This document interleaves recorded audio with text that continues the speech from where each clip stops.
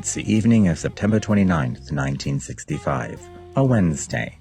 The location is New York City, the platinum-filled penthouse of the Waldorf Astoria Hotel, to be precise, and a dinner is taking place. But not an ordinary dinner. This dinner was held in honor of Jacqueline Kennedy and hosted by the elegant jet-set socialite Jane Engelhard and husband Charles, a businessman who made his fortune in South African mining operations. He was the inspiration for Ian Fleming's character Auric Goldfinger and the James Bond story Goldfinger. This very special event was meant as a kind of welcoming party for Mrs. Kennedy to the New York social scene as she began rebuilding her life 2 years after her husband's death. Though no reporters or photographers were allowed inside, they only captured arrivals outside. It still made the cover of Women's Wear Daily the next day, and was mentioned in wire services across the nation. Serving as unpaid entertainment for the evening was the groovy new pop sensation, Sonny and Cher. Sonny wore his infamous bobcat vest, while 19-year-old Cher wore a short military jacket, green suede bell-bottoms, and matching boots. Jackie Kennedy loved the performance, and even the clothes, remarking that the couple looked rather Shakespearean.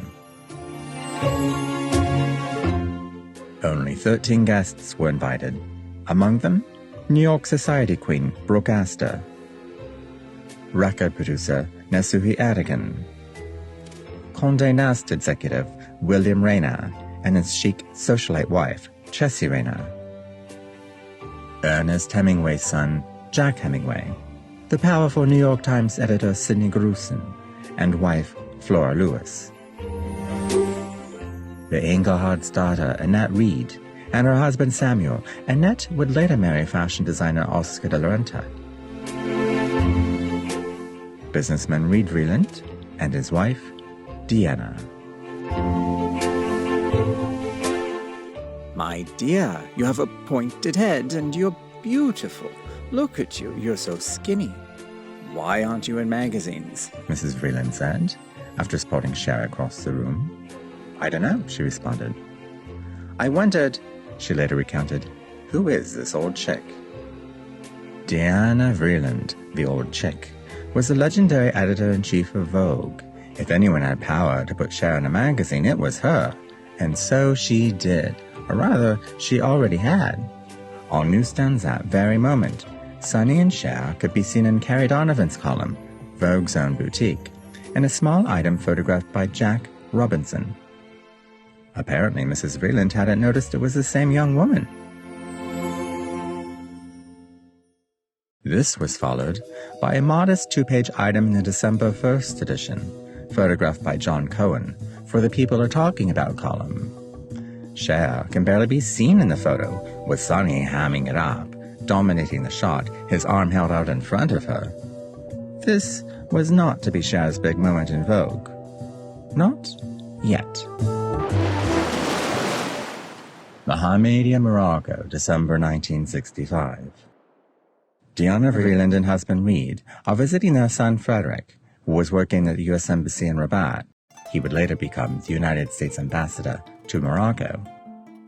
While relaxing on the beach, a newspaper blew her way. It must have been from a Czechoslovakian paper or something, because I couldn't read the language, she later said. On the scrap of newspaper was a picture of this perfectly marvelous-looking girl. It was Cher, so I put the picture in my attaché case and took it back to New York with me. My God, I said when I got back to New York, this girl's a dream. I suppose you've already used her. Tell me about her. No one had heard of her, at least not in my office, though they should have. So I tracked her down, sent for her. Get her up here. Order some books. Make it a large order so she can't refuse. And did we use her? She modeled for us forever. Well, it didn't happen quite so fast as that. In the February 1966 issue, we do see direct evidence of Deanna's discovery of Cher in Morocco during her holiday, with this odd observation in the People Are Talking About column. The float de folk rock to Prague, where the top sound is Sonny and Cher. Mrs. Vreeland seemed to think Cher was a sensation of Czechoslovakia. If she was, no one else had mentioned it. Most amusingly, she seems to have had no idea she already met her just 3 months earlier. In any case, Cher was now officially on the Vogue radar, and a date was set within the next few months for her to meet Richard Avedon, who had just joined the Vogue staff in March.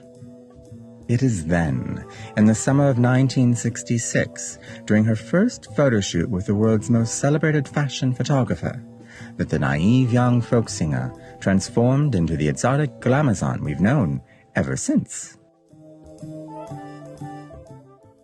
The shoot took 10 days, while they experimented with makeup and hairstyles. It was a magical, revelatory moment where she discovered a new confidence, a new sophistication, a new kind of allure. In the end, Vogue ran 14 pages of photos. Never before had she received so much media coverage, and never on her own, without her husband in a single shot. The article appeared in the November 15, 1966 issue, accompanied by an interview with Sonny, conducted by a young, unknown film journalist named Peter Bogdanovich, 2 years before he'd make his first movie, and 20 before he'd make one of his best. That film, Mask, starred guess who? Cher. The Vogue piece was her big break. A friend of hers said, Cher was amazed at how they made her look. She never dreamed she could look like that. She was tall, dark, and provocative, and she'd never envisioned herself like that. Cher was never the same after this. From that moment on, she was no longer just one of many popular young singers of the 1960s. She had, with 14 pages of pictures, become a star.